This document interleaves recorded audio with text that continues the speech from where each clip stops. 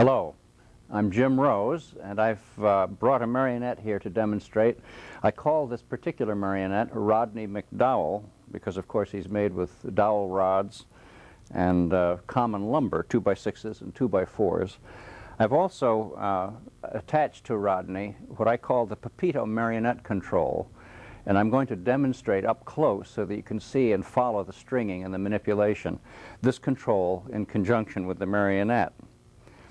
Now I'm going to walk forward toward you so you can get an idea how the character moves.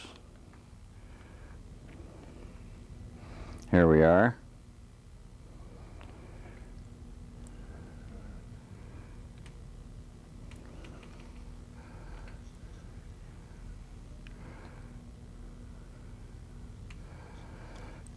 Now this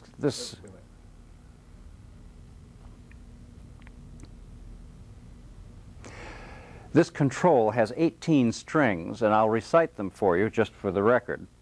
There are 2 to his shoulders, 1 to the rear of the back at the waist so that he can bow. There is 1 to each ear and 1 to the nose.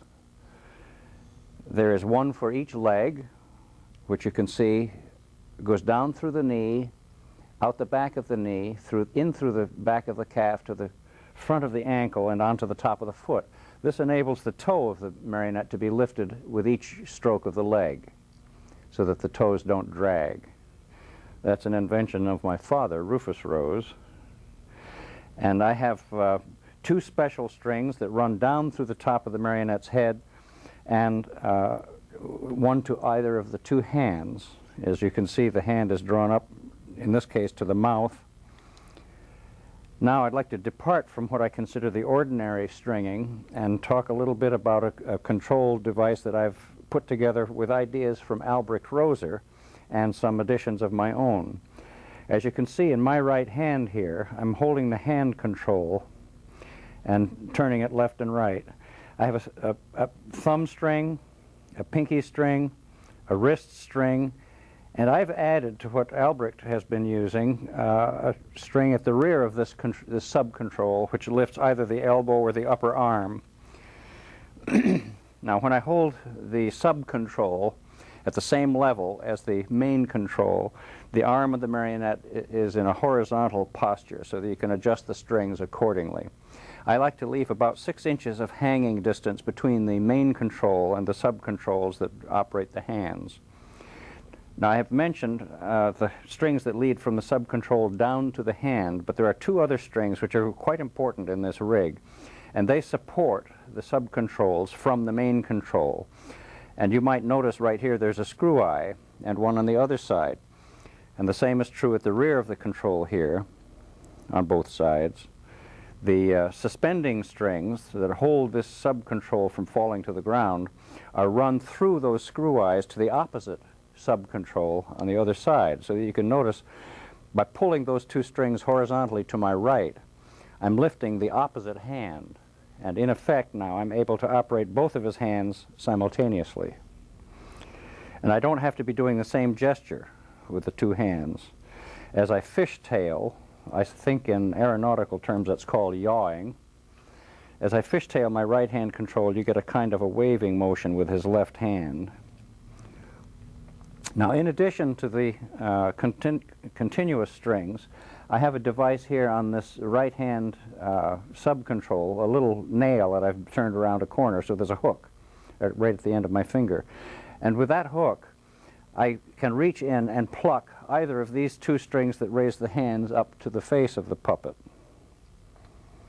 I can do them together, pick up both of those strings, or do them individually. Now, of course, these 2 strings don't have to be limited. You don't have to have them go to his mouth. You might have the hand reach to some other part of the anatomy, such as the knee, perhaps, or the opposite elbow. And in your adaptation of this design, you might have a gesture different from this. And of course, there is no specific limit to the number of special strings you might want to have so that they can be picked individually. But probably 2 or 3 is a practical limit at this station on the control. Now I'm going to show you the control from top view and review with you the positions of each of the strings, starting at the rear, at the top of your screen. This is the waist or the rear of the torso. The shoulders are located here. The ears are located at these positions. The nose at this position. And the two hand control strings run through screw eyes at these stations here. The legs at the opposite ends of this walking beam. And as you can see, I have a little wire cradle on an axle. And I operate that with my thumb. This enables me to pick up one or the other of the two hand controls, and he can have attitude changes in his head.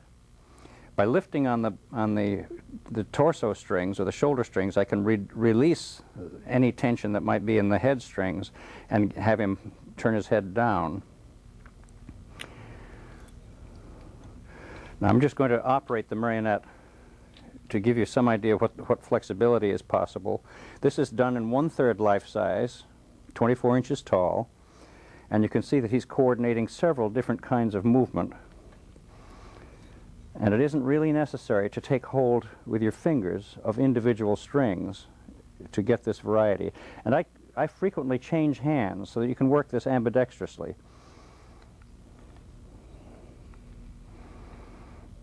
I'm just going to have him sit on my foot and practice a sit-up or stand-up. There he is. And we'll conclude by waving you a fond farewell in hopes that you'll be able to adapt to your own use the Rodney marionette pattern or the Puppeteer control. Happy puppeteering to all of you.